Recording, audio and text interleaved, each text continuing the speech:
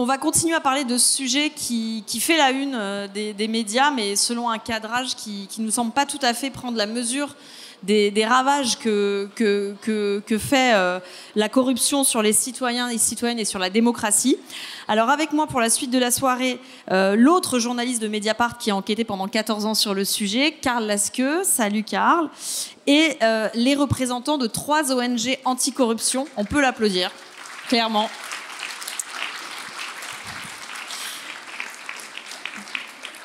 Et les représentants donc, de 3 ONG anticorruption, toutes 3 parties civiles au procès de l'affaire des financements libyens.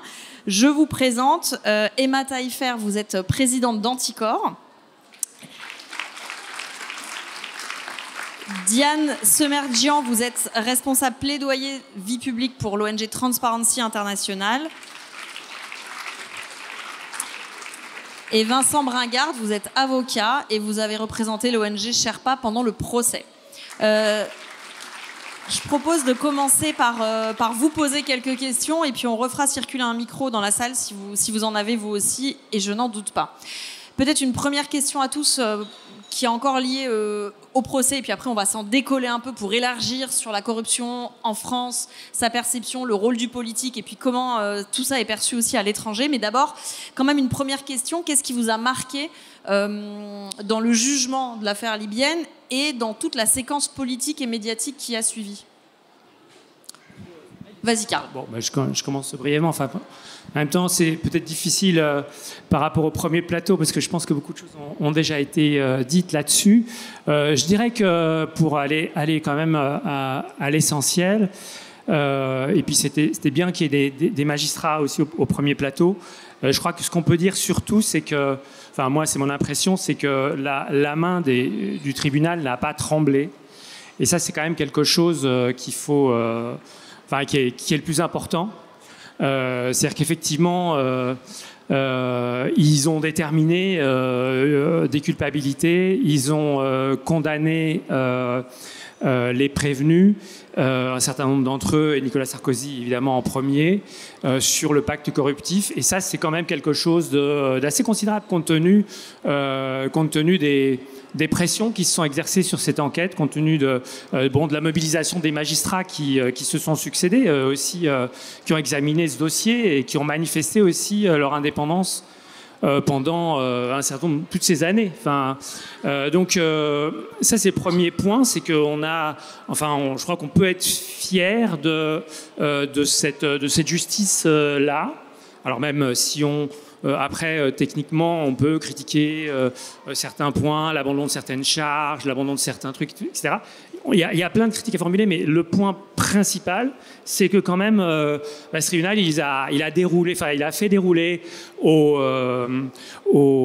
prévenus leur défense. Il a fait dérouler, il a vraiment jugé en conscience et il est allé au bout. L'autre point, c'est évidemment la réaction politique. Ça, j'ai entendu un peu en arrivant que vous en parliez beaucoup. Le rouleau compresseur médiatique, des amis de Sarkozy, etc. Ça, c'est toujours la même chose. Je dirais que moi, je m'y attendais. D'ailleurs, c'est peut-être scandaleux de dire ça, mais je n'ai pas regardé ni BFM, ni CNews, ni rien. Donc, j'ai eu des échos quand même, mais très peu, en fait. Se tenir à je me suis peut-être à tort, mais bon, en même temps, c'est pas notre boulot à nous de nous confronter à ça. Et c'est pénible, ça sert à rien. Par contre, c'est sûr que le rouleau compresseur était là. Et là, j'en viens à une deuxième remarque qui peut-être concerne plus ce plateau. C'est comment la société peut réagir par rapport à un tel rouleau compresseur.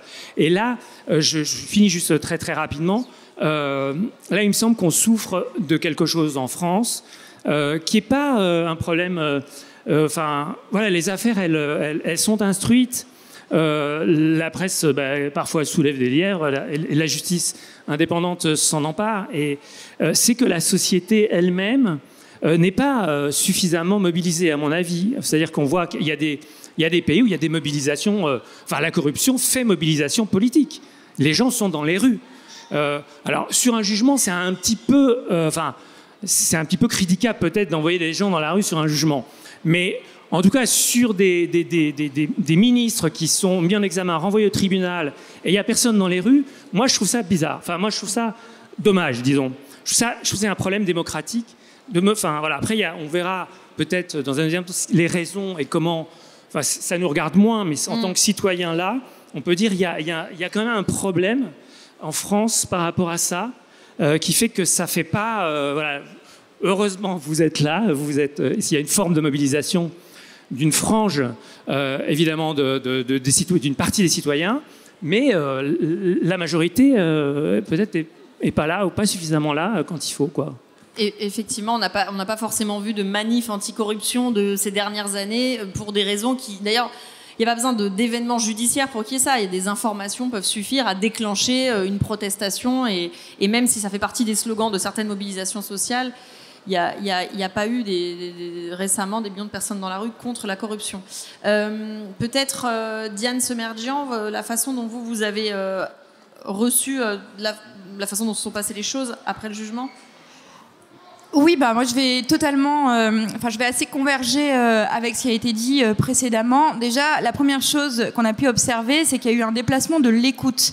C'est-à-dire que dans ce procès, il y avait certes les prévenus, il y avait Nicolas Sarkozy, Claude Guéant, Brice Hortefeux, mais on mettait aussi, pour une fois assez spectaculairement, en lumière les visages des victimes de la corruption, qui ont été, à proprement parler, absentes des échanges, des débats médiatiques, politiques. Donc ça, c'était un premier choc.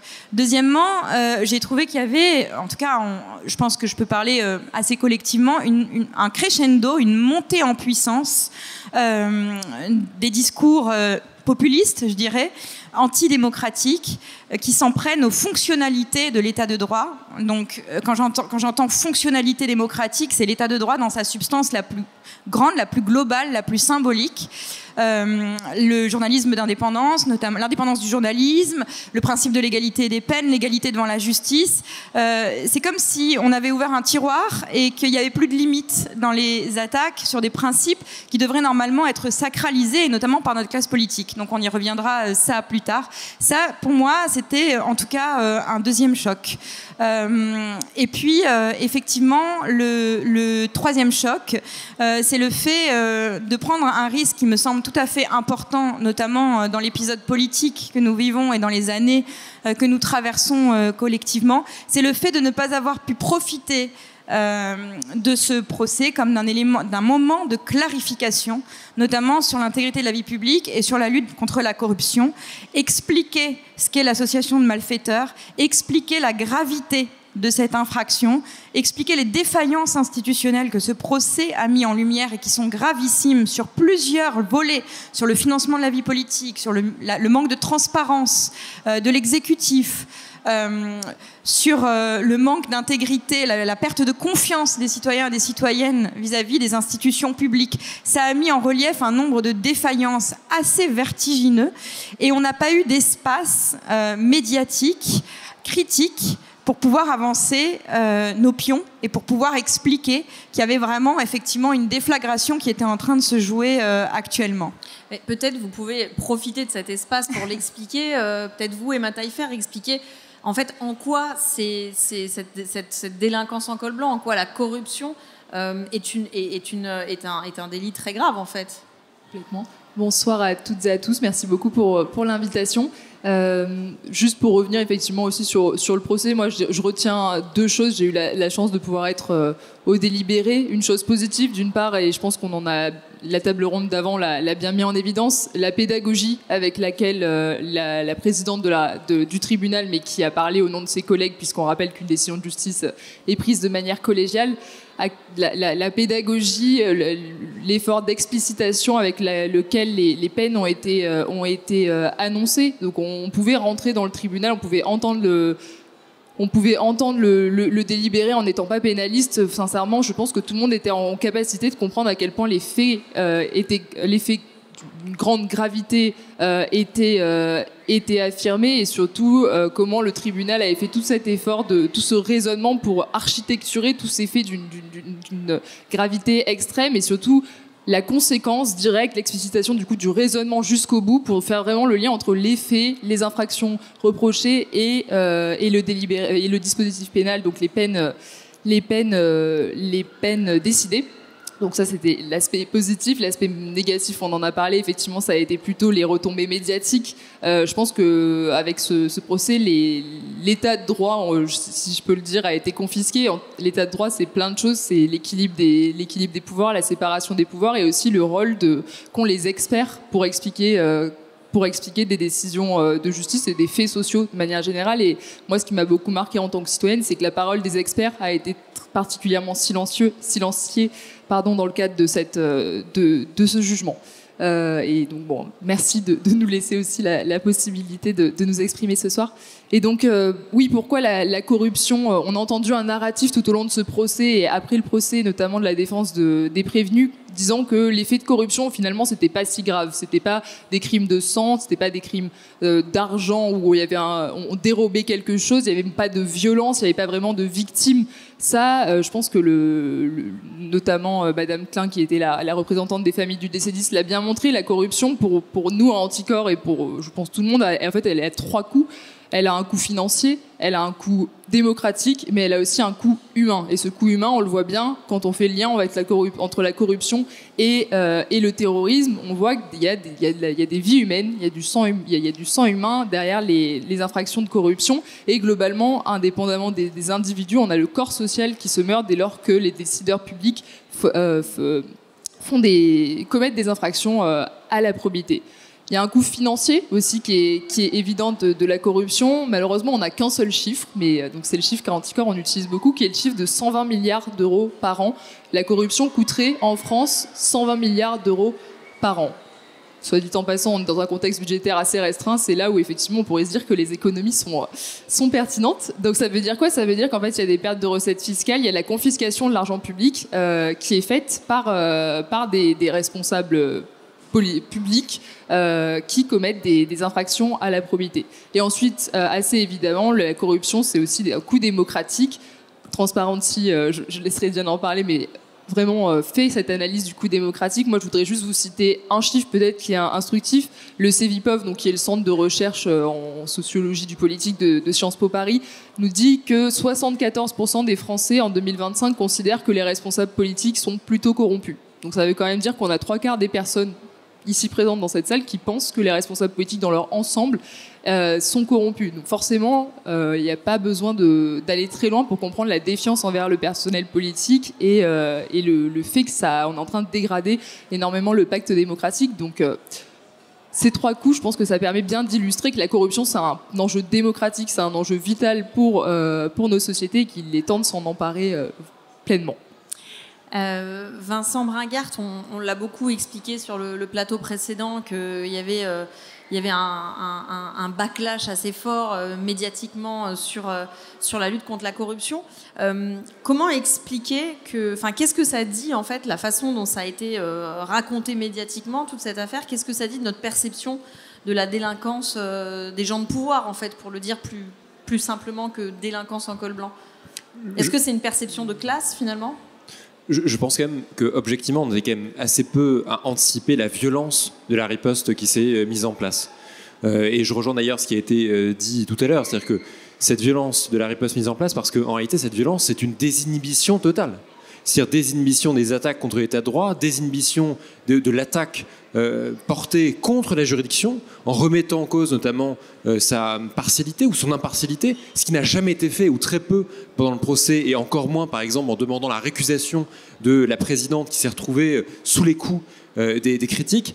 Et je pense qu'au départ, on savait que ces critiques étaient des critiques existantes. Et on savait que Nicolas Sarkozy soit relaxé ou qu'il soit condamné, il allait crier à une justice politique. C'était une évidence, c'était déjà écrit, mais ce qui était moins anticipable, c'était la virulence de l'attaque qui était portée, et c'est après le relais médiatique qui s'est mis en œuvre pour finalement en fait déplacer totalement le débat. C'est-à-dire que on a déplacé le débat sur la question de la peine prononcée, on a déplacé le débat sur la question aujourd'hui d'incarcérer un ancien président de la République qui, parce qu'il serait un symbole, finalement devrait échapper à l'égalité de la loi et à l'application classique de la pénale, et tout ça en fait a permis d'éloigner ce qui devrait importer, à savoir les faits. Et ce qui est assez dramatique aussi par rapport à ce que disait Image de titre, c'est que justement en fait cette difficulté, elle avait aussi été prévenue, si je puis dire, par les juridictions, parce que elle avait fait en sorte de lire un délibéré, je veux dire, ce qui est extrêmement rare. Hein. C'est-à-dire qu'il faut quand même avoir à l'esprit que pour ceux d'entre vous qui ont une expérience de la justice pénale, lorsque vous allez assister à votre propre délibéré, en fait, généralement, on vous dit voilà, la juridiction a considéré que vous étiez coupable, vous êtes condamné à telle peine et vous recevrez le jugement sur lequel figurera la motivation. Je veux dire, ça, c'est ce qui se passe pour 99% des justiciables.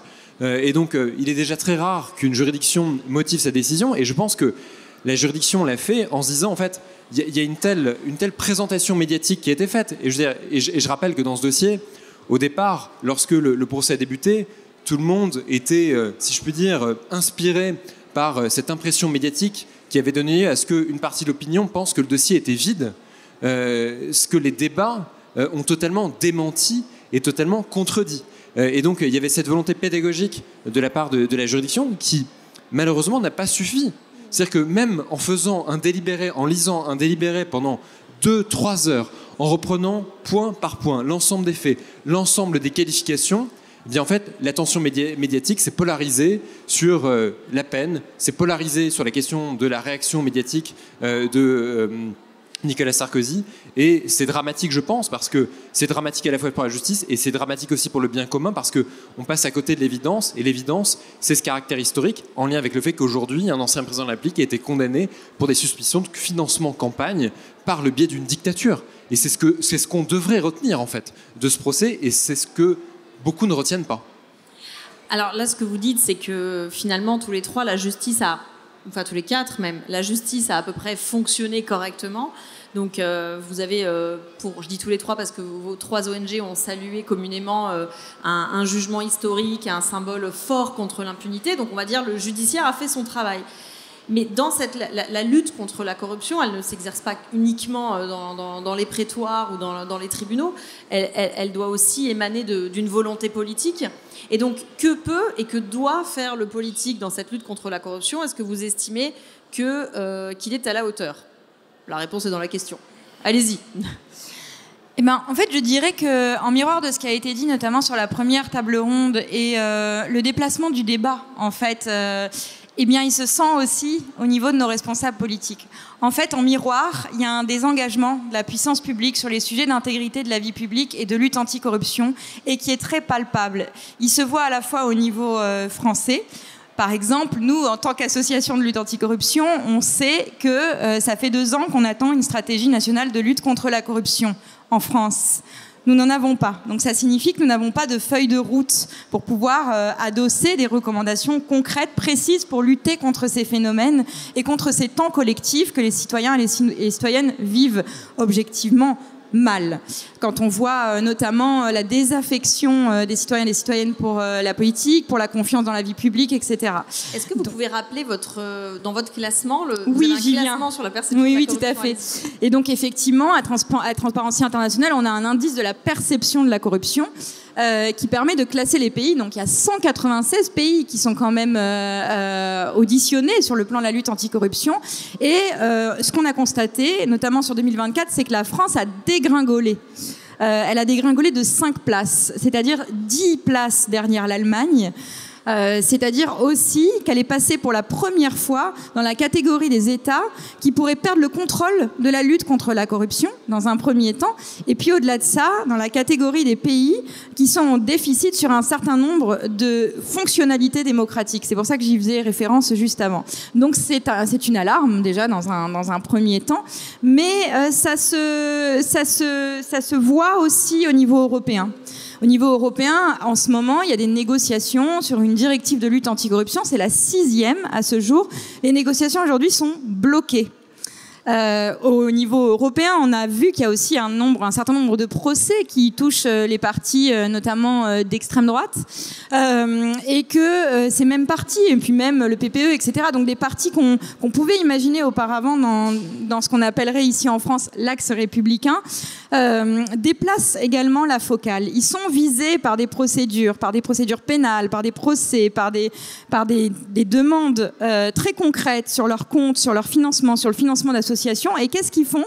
Ils déplacent la focale sur le financement des ONG. Voilà. Et donc ce déplacement du débat, si on le ressent au niveau médiatique, si on le perçoit au niveau médiatique, il se conforte aussi dans la façon dont la puissance publique a relégué finalement au second plan les enjeux d'intégrité de la vie publique et les enjeux de lutte contre la corruption, alors qu'elles font aujourd'hui non seulement la une de l'actualité judiciaire, mais qu'elles mettent en danger très concrètement près des 2/3 des pays de l'indice de perception de la corruption sont passés dans la catégorie des pays où les citoyens estiment qu'ils perçoivent une grande corruption publique. Donc là aussi, ça signifie que c'est 85% de la population mondiale. Donc c'est plus que ce qui se passe en France, c'est une trame de fond, c'est un mouvement mondial de régression sur le plan de la lutte anticorruption. Et c'est ça qu'il faut remettre en perspective, peut-être dépasser le procès et voir à quel mur il se heurte, ce procès, et voir aussi à quel silence il fait face au niveau de nos institutions et de la puissance publique en tant que telle. Karl, vas-y, je t'en prie. Oui, juste pour peut-être rebondir un petit peu par rapport à ça. Déjà, par rapport au procès, saluer, je ne l'ai pas fait, mais c'est un élément important, parce que ça a été fait au premier plateau, mais la présence des ONG au procès en tant que partie civile, qui est une mobilisation un peu collective de votre part, qui montre vraiment le surgissement de la société civile dans le procès. C'était vraiment quelque chose à marquer. Ça, c'est le premier point que j'avais oublié de dire tout à l'heure.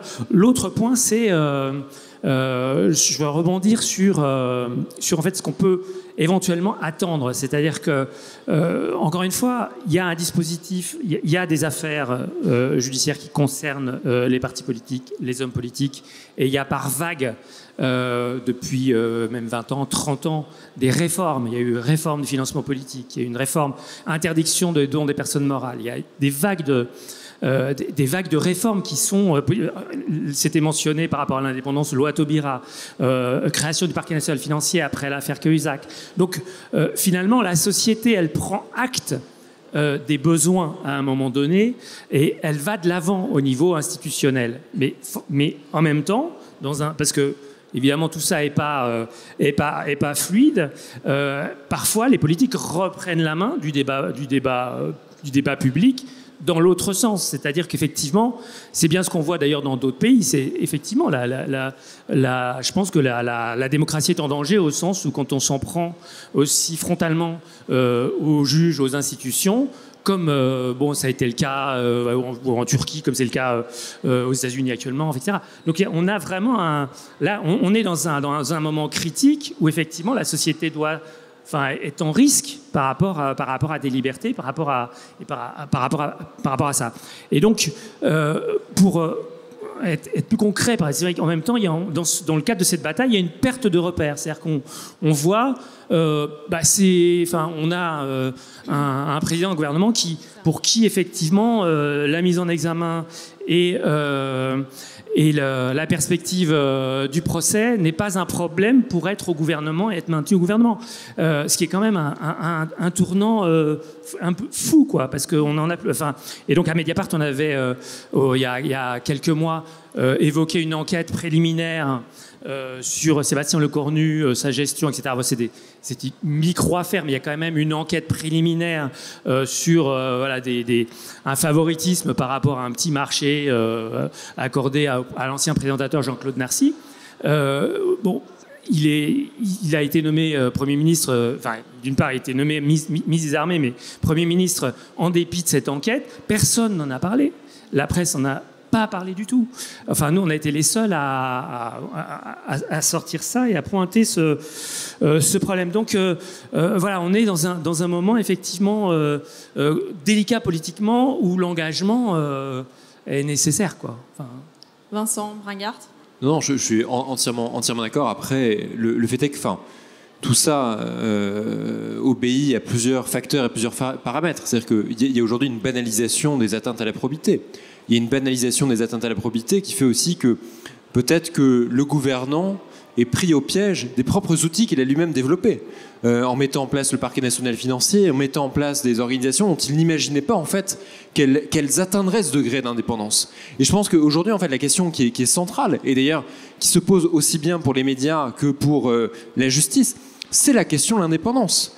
Et il y a un système qui est aujourd'hui remis en cause dans son impunité, dans ses logiques d'entre-soi, dans ses logiques de proximité, par le biais de l'indépendance. Et c'est cette indépendance qu'on cherche à attaquer et qu'il faut véritablement préserver. Et moi, ce que j'observe en plus, c'est que on voit que c'est un mouvement mondial. C'est-à-dire que on voit Trump qui est mis en cause dans des procédures judiciaires et qui crie au caractère politique. Bolsonaro a fait exactement la même chose lorsqu'il a crié au caractère politique. Marine Le Pen a fait la même chose lorsqu'elle avait été condamnée. Et je pense que par rapport à ce qu'on disait sur vraiment l'époque en fait tout à fait charnière qu'on est en train de traverser. C'est-à-dire que à la fois il y a finalement deux mouvements qui sont aujourd'hui à leur apogée, à leur firmament. À la fois le développement de cette justice anticorruption qui depuis une dizaine d'années n'a jamais été dans un tel perfectionnement et dans une telle efficacité. Et je pense que c'est là aussi où le jugement contre Nicolas Sarkozy et les autres prévenus est historique, parce que pour une fois, en fait, il y a une juridiction qui est allée jusqu'au bout du processus. C'est-à-dire que non seulement elle condamne, mais elle dit en fait, c'est bon, les peines d'emprisonnement avec sursis, les amendes, ça suffit en fait. Les citoyens n'en veulent plus parce que, en réalité, ce serait reconnaître qu'il y a une forme de justice dérogatoire pour une certaine classe. Elle a condamné à des peines qui, en réalité, sont parfaitement conformes à la gravité des comportements qui ont été retenus. Et donc ça, on voit véritablement que vous avez un système judiciaire qui est parfaitement développé, mais qui est extrêmement fragile. Parce qu'on l'a dit, il n'y a pas de mobilisation populaire, contrairement à d'autres pays où on voit que la classe politique corrompue, il y a des manifestations pour la faire partir, et que de l'autre, il y a un mouvement de résistance inédit de cette classe politique qui bénéficie en plus de leviers médiatiques qui sont considérables. Et donc c'est pour ça que je pense que dans le rôle qu'on a d'un point de vue collectif, c'est de soutenir cette justice, parce qu'en réalité, même si elle paraît ferme et même si elle paraît sévère, je peux vous garantir, et ça c'est aussi un point, lorsque Nicolas Sarkozy notamment a parlé de logique vexatoire, de logique humiliante, je veux garantir que lorsqu'on a vu la juridiction entrer pour lire son délibéré, on voyait que les visages étaient tout à fait fermés, il y avait une tension qui était énorme. Et cette tension qui était énorme, on l'avait aussi ressentie au moment du réquisitoire. Et je veux dire, il faut imaginer en plus cette juridiction et ces magistrats du parquet qui requièrent ou qui condamnent un ancien président, qui condamnent d'anciens ministres. Et je pense que ce serait, me semble-t-il, une erreur que de penser que ce mécanisme a été rendu facile. Et ce serait une erreur aussi de considérer qu'en fait, c'est de l'acquis. Moi, je pense que c'est absolument pas de l'acquis et que, au contraire, pour que ça soit de l'acquis, c'est fonction de la mobilisation que nous pouvons avoir et du soutien de ces juridictions qui ont fait preuve de l'indépendance qu'on réclame depuis plusieurs années. Alors, du coup, ma question à vous, représentants de la société civile, c'est quoi les solutions pour percer un peu le mur médiatique, pour entraîner avec vous les citoyens, les citoyennes? Comment vous faites de cette lutte contre la corruption un combat populaire en quelque sorte? C'est toute la question, et c'est un peu pour ça qu'Anticor a été créé en 2002. Nous, on marche sur j'aime à dire qu'on marche sur deux jambes, justement. On est contre la corruption et pas pour l'état de droit comme c'est ce soir, mais pour l'éthique en politique. Donc on a contre la corruption, c'est notre volet contentieux, puisqu'en fait, pour lutter contre des infractions à la probité, la voie la plus efficace reste quand même le fait de saisir la justice. Donc nous, ce qu'on fait à Anticor, c'est quand on est au courant de faits potentiels d'infractions à la probité, on va envoyer un signalement au procureur de la République, on va porter plainte devant le procureur de la République, ou alors on a la possibilité depuis 2013, et du coup nos 3 associations sont les seules associations anticorruption en France qui bénéficient de ce qu'on appelle un agrément qui nous permet de pouvoir nous constituer partie civile et d'aller saisir directement un juge d'instruction qui est indépendant pour pouvoir instruire les affaires de corruption si jamais il y a des blocages au parquet. Donc déjà, nous, le combat judiciaire, il est vraiment au cœur de nos actions, je pense, respectives en tant qu'ONG anticorruption. Mais on sait que c'est un combat qui n'est pas suffisant, puisqu'on le voit extrêmement bien avec le procès Sarkozy, c'est que malgré toutes les précautions et la pédagogie que le tribunal a pu mettre en œuvre, ça n'a pas percé le mur du son. Et ce qu'on retient et ce que les citoyens ont pu percevoir, c'est plutôt la récupération politique et la pipolisation, disons, de cette affaire. Donc il y a un combat culturel à mener. Pour nous, Anticorps, ça passe par l'éducation populaire, par plein de biais différents. Nous, on est pour essayer justement de glamouriser ces sujets qui paraissent parfois un peu arides, un peu complexes. Et là, pour rester dans cette thématique de l'affaire des financements libyens, notre objectif, c'est d'expliquer aux gens que tout le monde est capable de comprendre les infractions à la probité et que tout le monde est capable de comprendre des procès qui concernent des faits de corruption. Pour l'affaire des financements libyens, avant le délibéré, la stratégie de défense des prévenus, c'était de dire que cette affaire était trop compliquée, qu'il y avait plein de faits, on n'arrivait pas à créer vraiment un système de compréhension de l'affaire et que tout ça était trop complexe et que de toute façon les citoyens n'allaient jamais rien comprendre. Et vous avez cette superbe phrase de Nicolas Sarkozy où personne n'y comprend rien. Le parti pris d'un réalisateur qui s'appelle Yannick Kergoat, ça a été d'en faire un film pour justement qu'on essaie de comprendre quelque chose. Et en quelques minutes, en fait, vous comprenez que cette affaire, elle n'est pas si compliquée. On est sur un pacte de corruption potentiel entre la Libye et l'équipe de campagne de Nicolas Sarkozy pour financer l'élection présidentielle avec des contreparties de différentes natures. Je pense que tout le monde est capable de comprendre ça. Et du coup, nous, l'éducation populaire, c'est vraiment ce qui est au cœur de notre combat, que ce soit dans les écoles, que ce soit dans les universités, que ce soit auprès des citoyens. Nous, on travaille avec des fiches citoyennes, on essaie d'expliquer les différentes infractions, d'expliquer les différents recours sur notre site internet. Cet été, on a fait un tour de France avec un très beau camion. On a traversé tout l'Est de la France pendant 4 mois pour justement aller à la rencontre des citoyens, se faire connaître et surtout discuter de la corruption et discuter des envies des citoyens pour le futur. On va arriver dans une campagne assez importante que sont les campagnes des municipales. Donc réintéresser les citoyens à la politique, parce que je pense que il y a une envie en fait de s'intégrer dans la vie de la cité, dans la vie politique, mais que la défiance généralisée envers le personnel politique n'aide pas ça. Donc nous, notre objectif, c'est vraiment de réimpliquer le citoyen, d'aller réintéresser à la gestion publique avec des outils, des armes et surtout un message positif et constructif. Et je vous laisserai répondre, mais j'ai quand même une question encore par rapport à notre classe politique. L'éthique en politique et la probité n'est pas l'apanage de la gauche. La gauche et la droite, enfin toute la classe politique doit s'y conformer. Mais on pourrait imaginer que c'est en tout cas un idéal de gauche, puisque l'argent de la corruption, c'est de l'argent qui n'est pas redistribué, etc., etc. Moi, j'ai une question. Je suis assez étonnée du silence de la gauche, qui pourrait quand même assez facilement s'emparer de ce sujet et d'en faire un combat. Or, on les a assez peu entendus, voire certains nous ont dit, dans les questions qu'on leur a posées à Mediapart, que c'était quasiment une stratégie, en fait, de ne pas s'exprimer là-dessus. Je peux répondre si tu veux. Ouais, vas-y. Mais j'aimerais bien aussi avoir l'avis de la société civile sur est-ce que vous êtes écoutés ?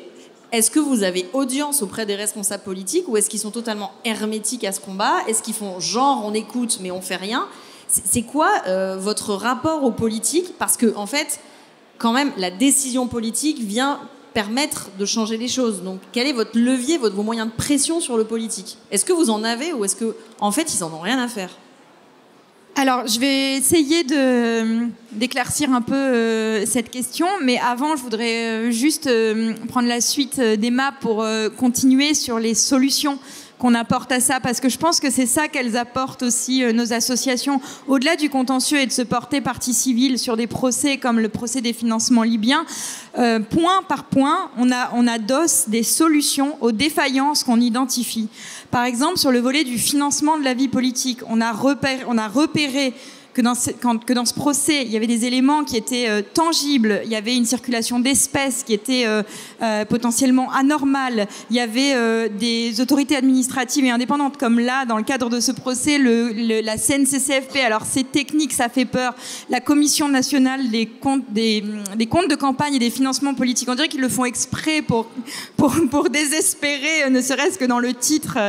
En réalité, c'était l'éléphant au milieu de la pièce, elle a manqué de moyens pour pouvoir mettre à jour un certain nombre de failles, de défaillances et de fraudes électorales qui sont persistantes et qui sont transpartisanes. Parce que si on regarde, on vient de sortir un rapport sur le financement de la vie politique, par exemple, et sur les réformes qu'on peut y adosser, toutes les élections présidentielles ces 30 dernières années ont été éclaboussées par des scandales politico-financiers. Donc en réalité, la réponse en fait induite à cette deuxième question, c'est que les atteintes à la probité, elles n'ont pas de couleur politique. La corruption, elle n'a pas de couleur politique. Elle a presque quelque chose de philosophique, d'éthique, qui fait qu'on y revient toujours, quel que soit le bulletin de vote qu'on met dans l'urne. Donc ça veut dire que les réponses, elles sont structurelles, elles sont systémiques. Ça veut dire que pour la lutte anticorruption, par exemple, il faut un portage interministériel, que c'est pas l'apanage du garde des Sceaux ou l'apanage du ministre de l'économie, de Bercy. Ça veut dire que ça doit être compris de façon plurielle, que ce sont souvent des infractions qui sont complexes, mais qui sont faciles à expliquer, effectivement, quand on utilise les bons mots. C'est pas parce que ce sont des infractions complexes qui donnent lieu à des sanctions qu'il faut essayer de comprendre que ce sont des choses qui ne sont pas réconciliables avec la compréhension de tout un chacun. Donc ça, c'est un premier point. Au-delà de ça, on essaie de regarder aussi, nous, dans les solutions qu'on essaie d'apporter à tout ça, où est-ce que ça marche ? Alors, par exemple, dans l'indice de perception de la corruption, on voit que les pays scandinaves, ils sont assez forts. Alors, on a souvent, pour l'éducation des enfants aussi, etc. Alors, finalement, bon... on regarde ça de plus près et on se dit que, en fait, ce qu'ils mettent en place, déjà, c'est des mécanismes de responsabilité. C'est-à-dire qu'ils leur disent, faites transparence. Montrez-nous, cessons l'opacité si vous n'avez rien à vous reprocher. Publiez en open data de façon accessible au public les données de vos administrations, vos agendas, vos rencontres. Il y aura des lecteurs. Cette salle en est, je pense, la preuve. Il y aura des journalistes d'investigation aussi pour éclaircir ça. Il y aura une société civile forte. Dans ces pays-là, d'ailleurs, on observe que souvent... la presse d'investigation, le journalisme indépendant est sanctuarisé, que le statut des lanceurs d'alerte est plus poussé, que les fonctionnalités démocratiques sont plus respectées, que cette fenêtre d'Overton est aussi moins ouverte, qu'il y a une sacralisation d'un certain nombre d'enjeux. Et ça, on y a fait référence. Donc les solutions, elles existent. Ils mettent en place aussi des dispositifs de contrôle qui sont beaucoup plus interinstitutionnels. Par exemple, nous, on a montré dans le cadre de notre rapport que pour le contrôle de l'élection présidentielle, qui est un temps fort de la vie démocratique, il n'y a pas de temps... il n'y a pas de task force ou de plateforme qui existe pour que ces autorités administratives puissent coopérer entre elles matériellement. Il manque encore des droits de communication pour qu'elles puissent remonter notamment la source des financements opaques. Donc il y a plein d'éléments qu'on a identifiés. Les associations de lutte anticorruption, elles sont assises sur des mines d'or de solutions très concrètes. Alors pourquoi on ne les entend pas ? Certainement parce qu'il y a tous les reculs qu'on a étayés précédemment. Et certainement parce que ce qui n'est pas compris, c'est cette espèce de soft power de l'intégrité. Moi, j'appelle ça comme ça. C'est mon expression. Mais ce qui n'est pas compris, c'est que, pour les politiques en tout cas, c'est que c'est exactement ça qui pourrait les réconcilier avec les citoyens et les citoyennes. C'est exactement ça qui pourrait réparer leur action politique vis-à-vis de ceux et celles qui les écoutent. Et c'est cette dimension-là qui, pour l'instant, n'a pas percuté. Hyper intéressant. Karl, puis Vincent. Je peux ajouter un truc ? Vas-y. Oui, non, je voulais rebondir par rapport à ça, sur le champ qui est ouvert, parce que dans les décisions, et en remontant un petit peu en arrière, c'est-à-dire que là, le jugement, en fait, concerne une période pas ancienne, mais bon, c'est quand même la campagne de 2007, enfin, ça. Et je pense qu'il y a des cycles, enfin, en tout cas, le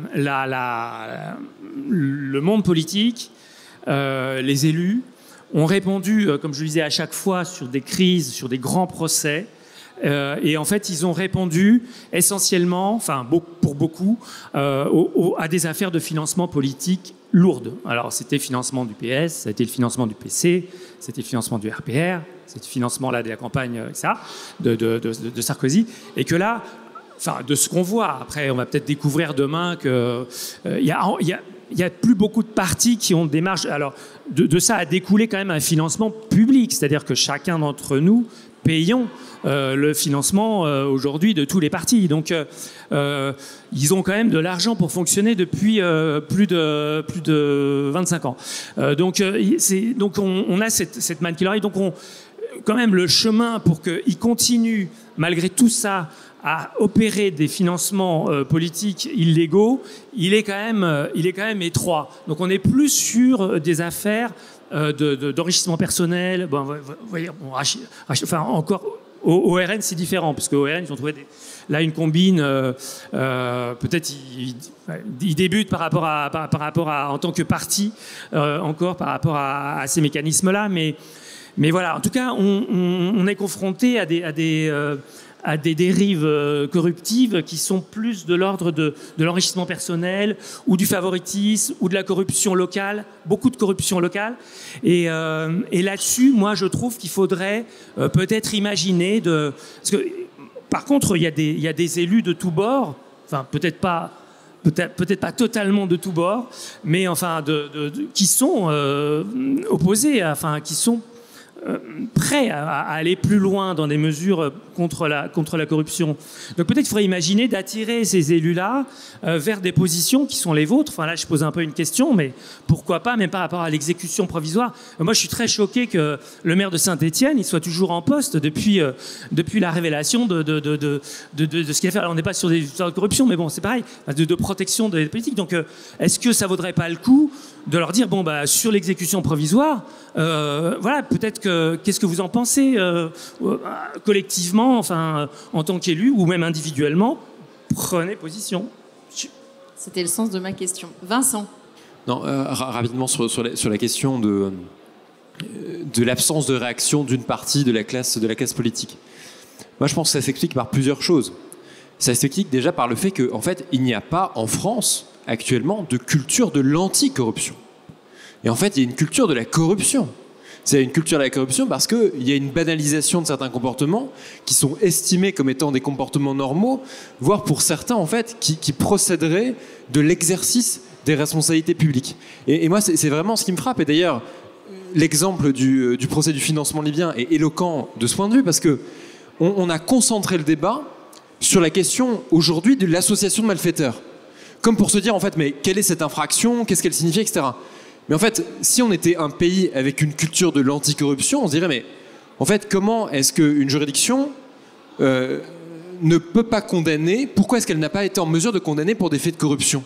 Qu'est-ce qui a manqué d'un point de vue technique? Qu'est-ce qui a manqué d'un point de vue probatoire? C'est ça, en fait, le débat qu'on devrait avoir. On ne devrait pas se laisser guider vers un débat qui nous portait uniquement sur la question de la malfaiteur. Et en plus, je rappelle qu'aujourd'hui, le parquet a fait un appel, notamment sur l'antidispositif concernant Nicolas Sarkozy, et notamment des chefs de corruption. Et donc, c'est pour ça que, normalement, ce débat intégral va avoir lieu devant la juridiction d'appel, et il est curieux qu'il ne puisse pas avoir lieu dans le cadre d'un débat public et dans le cadre d'un débat médiatique. Et je pense que ça c'est vraiment pour moi éloquent de cette difficulté à vraiment pointer le débat. C'est aussi la question aussi d'ailleurs de cette circulation d'espèces dans le cadre de la campagne qui a été acquise notamment à travers différents témoignages, et de se dire en fait, même si on arrive à documenter une circulation d'espèces, pourquoi est-ce que la justice n'est pas en capacité en fait de condamner pour des faits de financement illégal? Enfin, il y a quelque chose en fait de totalement contre-intuitif qui pour le coup en fait devrait être incompréhensible. Ça c'est vraiment pour moi un premier point d'analyse qui est évidemment tout à fait important. Après, deuxième point d'analyse, c'est que je pense qu'il n'y a pas de réaction aussi de toute une part de l'échiquier politique, parce qu'elle sait aussi qu'elle est peut-être la prochaine sur la liste, et qu'en fait elle veut se garder la possibilité de pouvoir elle-même peut-être entreprendre une défense politique face aux propres poursuites dont elle pourrait faire l'objet. Et je pense que ça aussi, ça renvoie à une autre culture, qui est encore une fois une culture qui est aussi une culture d'impunité de la part du pouvoir politique, parce que cette question de l'atteinte à la séparation des pouvoirs, l'atteinte à l'indépendance de la justice, à travers, je pense, la question de l'atteinte à l'indépendance des pouvoirs et de l'atteinte à l'indépendance de la justice, il y a cette idée quand même en creux qu'il y aura un pouvoir qui dominerait les autres. Et on le voit, je veux dire, en France, avec un pouvoir présidentiel qui domine le pouvoir exécutif et un pouvoir exécutif qui domine le pouvoir législatif, et avec un pouvoir politique dans sa globalité qui doit dominer en fait le pouvoir judiciaire. Et en fait, ce qui les insupporte, c'est le fait qu'ils doivent rendre des comptes.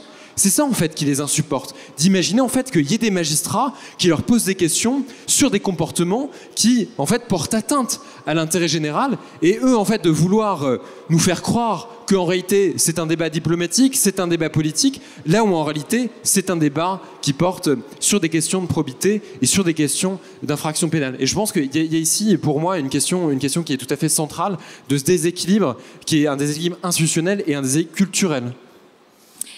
Merci. Est-ce que vous avez... Oui, déjà une main. La phrase n'est pas finie que des mains se lèvent. Quel succès. Vous êtes un public formidable. Donc il y a une main qui s'est levée là-bas pour une question, puis ici, là, voilà. On va pouvoir en prendre encore quelques-unes et après on devra s'arrêter là. Allez-y. Bonsoir. Moi, je voudrais revenir sur les solutions sur lesquelles, semble-t-il, si je vous entends bien, vous êtes assis ou assises en tant qu'association de lutte contre la corruption. Et je voudrais avoir vraiment votre point de vue, c'est très important, sur le lien qu'on peut faire entre nos institutions, mais j'entends d'un point de vue constitutionnel, c'est-à-dire la Ve République, dans laquelle nous sommes, qui permet notamment à nos hommes et femmes politiques d'avoir des mandats, alors je ne parle pas pour les présidents, mais notamment les maires au niveau des mandats locaux.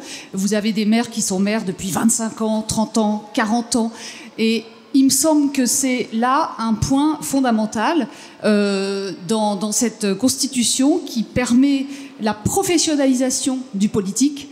Et si la politique, ça devient professionnel, je pense que c'est la porte ouverte au népotisme, au clientélisme. Alors c'est peut-être pas la seule solution, mais voilà, je voudrais vraiment votre position sur le lien entre la corruption et la Ve République.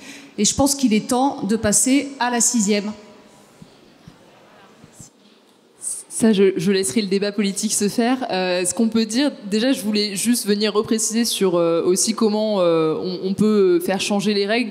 Nous, on est réaliste, je pense, en tant qu'ONG anticorruption. Déjà, appliquons les règles qui existent. Parce que la France s'est quand même dotée d'un arsenal juridique anticorruption, en tout cas avec une volonté d'avoir une indépendance de la justice et une spécialisation de la justice. Et il faut le noter, et il me semble que c'était Magali Lafourcade qui en parlait juste avant, de dire que l'OCDE nous dit qu'on a 100% au niveau de la législation qu'on a mis en œuvre en matière de lutte contre la délinquance économique et financière, mais que c'est la pratique qui manque. Donc déjà, nous, on est juste là pour essayer de faire respecter les règles. Et après, à Anticor, effectivement, on est contre le cumul des mandats. On a déjà fait une avancée en limitant le cumul des mandats fonctionnels, mais on n'a toujours pas, à part pour la présidence de la République, effectivement, un cumul des mandats dans le temps, et le risque, effectivement, d'avoir des cumuls des mandats, non-cumul des mandats dans le temps, c'est qu'effectivement on récupère un mandat comme une rente et qu'en fait on va venir enjamber les échéances électorales. Et nous, c'est ce qu'on peut remarquer à l'échelon local, c'est-à-dire qu'on a normalement les élections sont quand même aussi des moments où on fait un bilan, où on rend des comptes, où on repose des projets pour la prochaine mandature, et dans certaines situations, on se retrouve avec cet enjambement total de l'échéance électorale. Et donc ça, je pense que le cumul des mandats, pour ça, aurait cette vertu. Allez-y, et après on prendra une autre question.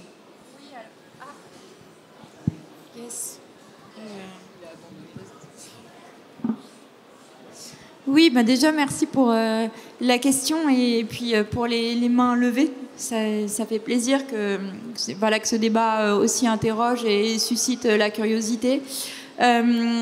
Effectivement, je pense qu'il faut garder un œil aussi sur ce qui a un petit peu émergé aussi des différents échanges qui ont suivi ce procès, on voit que l'exécution provisoire a été particulièrement attaquée.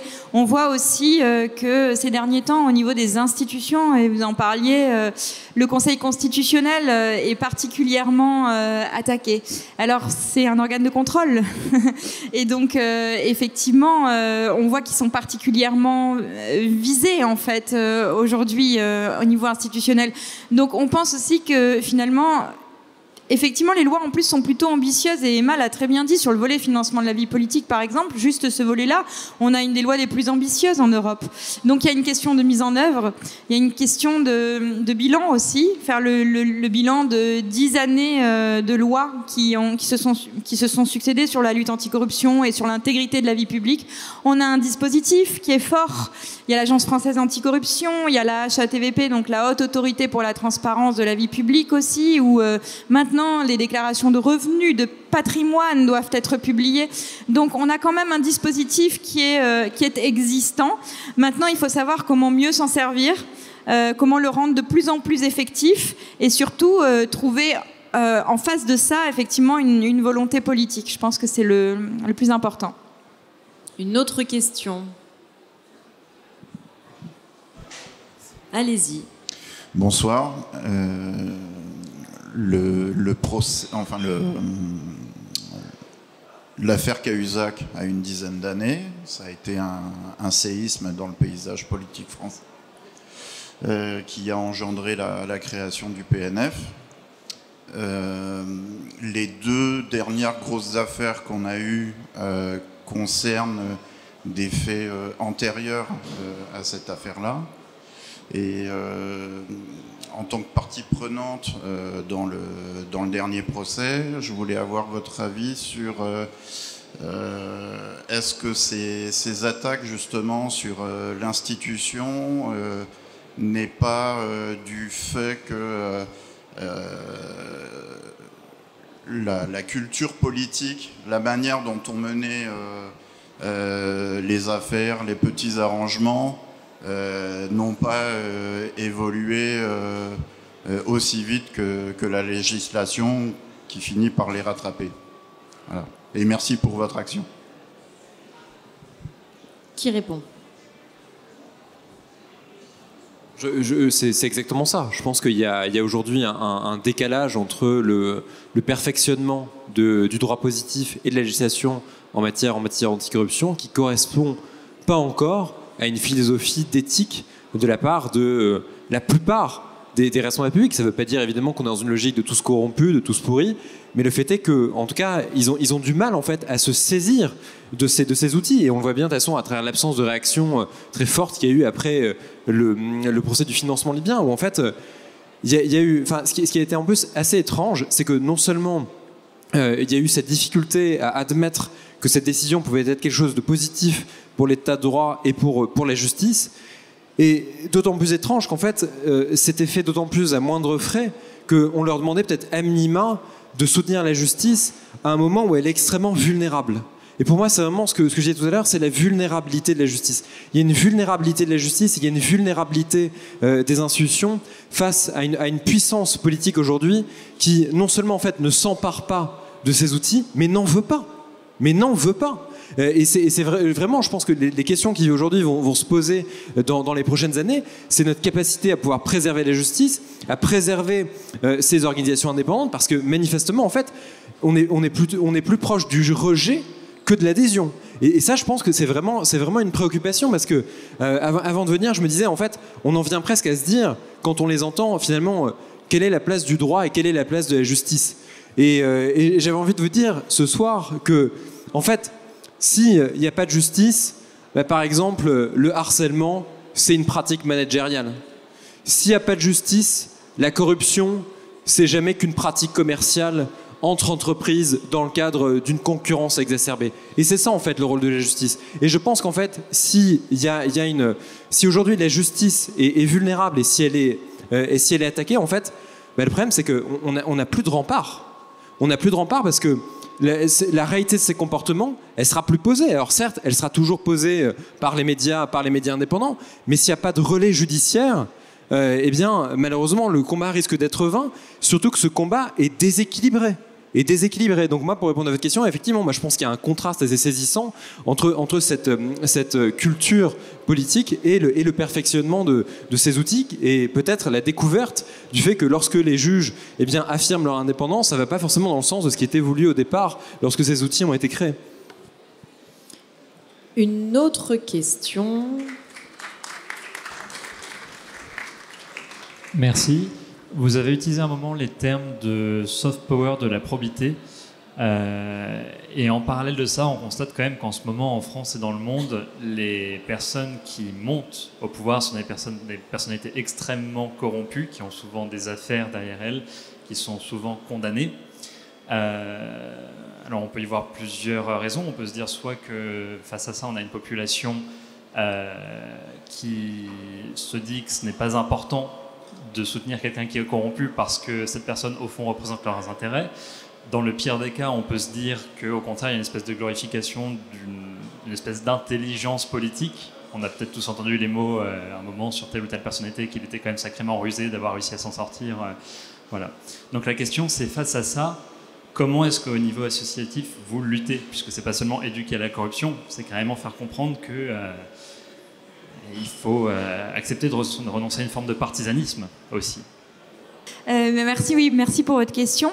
Déjà, dans un premier temps, sur ce procès, on a fait œuvre de réponse commune, notamment en se portant partie civile. Les 3 associations de lutte anticorruption, pour moi, c'est déjà une réponse qui est assez forte, mais au-delà, je pense qu'il faut qu'on renforce nos liens, déjà avec d'autres causes aussi, très certainement, mais donc désiloter aussi les différentes luttes. Au-delà de ça, je pense qu'il faut qu'on maximise aussi nos partenariats sur d'autres sujets.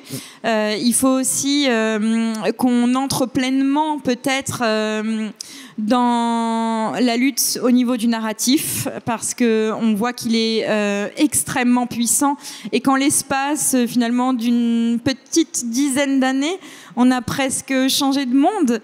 Et donc je pense que c'est une donnée qu'on doit prendre en compte, et que probablement le temps politique aussi s'accélère.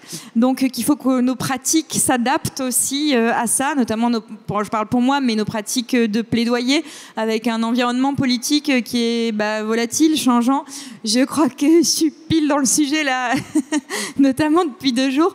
Mais en tout cas, voilà, on a un environnement politique qui s'accélère, on a des pratiques qui doivent s'adapter aussi, on a un temps d'attention aussi, un temps d'écoute de la part du politique qui est changeant et qui s'accélère aussi. On passe d'un sujet à l'autre très rapidement. Donc, il y a aussi un enjeu de narratif qui me semble extrêmement puissant, au-delà de la coopération interinstitutionnelle. Et puis, au-delà de ça, il faut nous donner des moyens d'action très concrets. Et peut-être qu'avant l'élection présidentielle de 2027, on a une fenêtre d'opportunité, notamment de faire passer un certain nombre de réformes institutionnelles qui permettent de rendre la démocratie plus résiliente. Je sais que c'est un terme à la mode, mais là, il prend tout son sens. Comment on sécurise le pouvoir de nomination dans les institutions si demain on bascule dans un État illibéral, puis souvent, parfois, on l'observe chez nos voisins européens, dans des régimes autoritaires, très rapidement. Ça va très vite. Donc, comment on réfléchit les mécanismes institutionnels aujourd'hui pour qu'ils soient plus forts demain et plus protégés.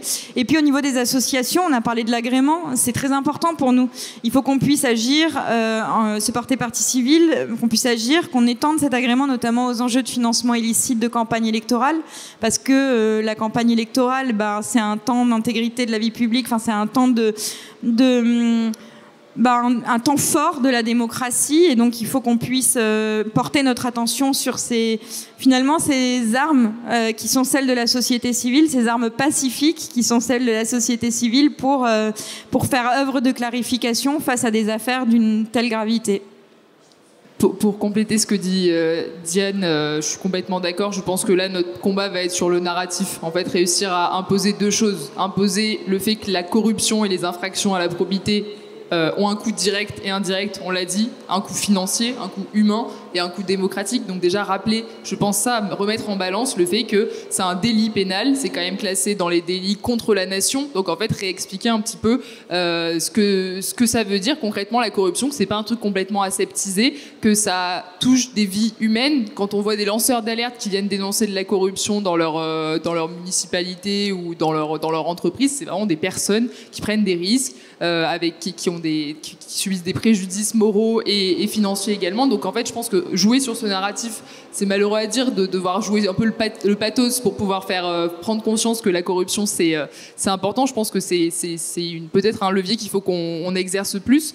Et après, je pense changer le narratif pour dire que oui, l'éthique et la probité, c'est cool et les candidats doivent s'intéresser à ça. Nous, à Anticorps, on fait depuis plus de 10 ans des propositions éthiques à chaque élection municipale. Donc là, on va bientôt lancer les propositions éthiques pour les municipales de 2026, qui nécessitent pas forcément de changer les lois. Nous, on se dit si les lois existent et qu'on arrive à les appliquer, c'est déjà une chose. Et après, peut-être que c'est plutôt des postures individuelles et collectives et politiques qu'il faut essayer de faire changer. Et donc là, l'idée, ça va être justement d'aller confronter les candidats à ces propositions, essayer de voir ce qu'ils en gardent, sur quoi ils peuvent s'engager.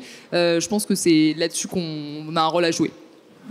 Rapidement, Vincent, avant la dernière question. Une micro-observation, c'est que je pense qu'en fait, la violence de la riposte après le procès du financement libyen, je pense, en fait, a fait réaliser l'exigence qui pèse sur la société civile de se professionnaliser aussi en matière de communication.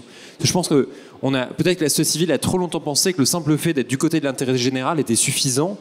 Et en réalité, ça ne l'est pas. Et donc, il y a une exigence de professionnalisation, justement, dans le cadre de cette bataille des récits et dans le cadre de la force d'argumentation aussi qui est soumise. Et juste une anecdote, mais j'ai regardé il n'y a pas très longtemps le film, je ne sais pas si vous l'avez vu, mais The Apprentice, et les conseils que donne Roy Cohn à Donald Trump. Et il y a 3 conseils.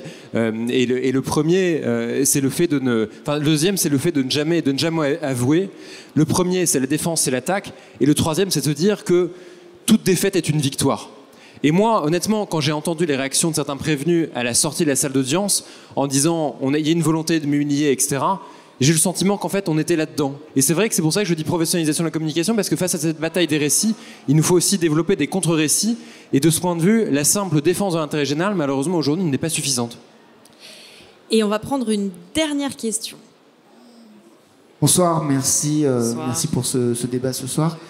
J'avais une question autour de la violence justement de la réaction suite à la condamnation de Nicolas Sarkozy, qui est beaucoup le fait de médias qui sont entre les mains des milliardaires, sachant que depuis 10 ans, Mediapart l'a beaucoup documenté, les lois qui limitent la concentration des médias n'ont pas été appliquées. Donc là, ma question se tourne aux associations anticorruption. Est-ce que vous avez moyen d'attaquer par rapport au fait que ces lois n'ont pas été respectées pour détricoter justement cette concentration des médias? Dire une chose qu'effectivement, je vais répondre un peu à côté sur le volet respect de la légalité, mais déjà à Anticorps, on considère que c'est une partie indissociable de notre action qu'une presse libre et indépendante. Et donc dans notre plaidoyer, on a bien entendu la volonté de soutenir les journalistes d'investigation, de soutenir la presse libre, la presse indépendante et la presse qui essaie de faire travailler, de travailler à froid. Anticorps fait partie de l'Office français de la liberté de la presse, qui est une structure qui s'est créée l'an dernier pour justement essayer de valoriser à la fois la presse indépendante et de prévenir et de communiquer sur les attaques que subissent les journalistes. Et les associations anticorruption doivent beaucoup aussi aux journalistes d'investigation, puisque c'est nos sources généralement, c'est eux qui vont déterrer. Fabrice Arfi, il me semble, tout à l'heure a dit on soulève un lièvre et la société s'en empare. C'est vraiment comme ça que ça se passe. On n'a pas de pouvoir d'enquête, on n'est pas des procureurs. Ce qui se passe, c'est que si personne ne médiatise, ne publicise une affaire, en fait, tout ça reste lettre morte, tout ça reste dans l'opacité des arrangements. Donc c'est très important effectivement de garantir la liberté journalistique et la protection du métier de journaliste. Oui, et pour compléter ce que dit Emma, en fait, aussi c'est intéressant parce que nous, on peut faire aussi, pour une part, dans nos activités quotidiennes, ce qu'on appelle de l'investigation en source ouverte. Alors ça fait un peu peur comme ça, mais en réalité, justement, je parlais tout à l'heure de la Haute Autorité pour la transparence de la vie publique, de la Commission nationale des comptes de campagne. Ça paraît pas très sexy quand on parle de ça comme ça, mais en réalité, nos décideurs publics, ils publient un certain nombre de données sur ces plateformes. Et donc, les citoyens et citoyennes peuvent aussi s'en saisir. Et je pense qu'il y a un travail aussi peut-être d'appropriation des outils d'intégrité par le bas et par nous tous, nous toutes, donc par le citoyen. Comment on va essayer aussi de s'intéresser à ce qu'il montre à voir et à ce qu'il publie, justement. Donc je pense qu'il y a aussi cet enjeu-là. Et qu'il faut garder en tête précisément parce que ce sont aussi nos leviers en tant que citoyens et en tant que citoyennes. Alors Emma puis Karl. Je fais un micro instant promo qui vous prendra pas plus de temps, mais si ça vous intéresse, Anticor, on a monté en 2022 un laboratoire en sciences des données qui s'appelle le Data Lab, qui justement est là pour créer des projets avec l'intelligence artificielle d'intérêt général, en se basant notamment sur les données ouvertes. Donc je ne prends pas plus de temps, mais pour celles et ceux qui sont intéressés dans la salle, ça s'appelle le Data Lab et vous avez l'explication sur le site de l'association. Alors, j'ai juste un mini truc à rajouter aussi, notamment parce que sur la concentration des médias, etc. Il y a des biais par lesquels on peut attraper aussi ce sujet-là, et notamment sur le financement de la vie politique. Ça fait partie de nos derniers travaux aussi sur le sujet. En fait, il y a aussi une partie, un aspect qui est notamment l'utilisation donc de fortunes privées à destination du financement des structures métapolitiques. On le voit notamment avec Pierre-Édouard Stérin, etc. Et je pense que c'est un enjeu aussi à regarder de très très près parce que on voit que ces empires économiques, peu ou prou, interagissent de façon très proche avec les milieux politiques et notamment le financement de structures métapolitiques qui pèsent sur le débat public et sur l'intégrité de la vie publique. Donc je pense qu'effectivement c'est un enjeu qu'il faut bien garder en tête et merci de l'avoir soulevé. Karl. Je vais rajouter juste un petit mot un petit peu pour répondre quand même sur la question de l'existence effectivement de ces médias un peu tout-puissants et du fait que nous, juste pour pointer qu'effectivement on est à côté d'eux un petit bateau quand même en termes d'influence, de moins en moins mais quand même un petit peu, et que c'est quand même l'indépendance qui nous fait vivre, le soutien des lecteurs qui nous fait... Il va le dire. Vas-y. Abonnez-vous.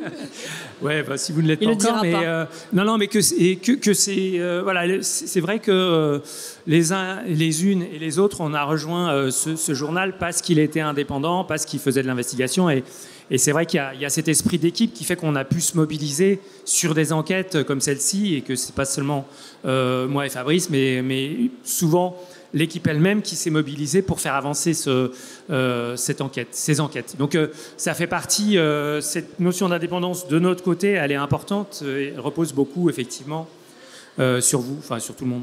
Tout à fait. J'en profite pour vous dire que voilà, si vous le pouvez, abonnez-vous, mais vraiment, c'est pas pour faire de la retape et l'instant promo, mais que ça soit à Mediapart ou à n'importe quel autre média indépendant, il y en a toute une myriade, nationaux, locaux, thématiques, et voilà, vous trouverez certainement le vôtre si c'est pas déjà le cas.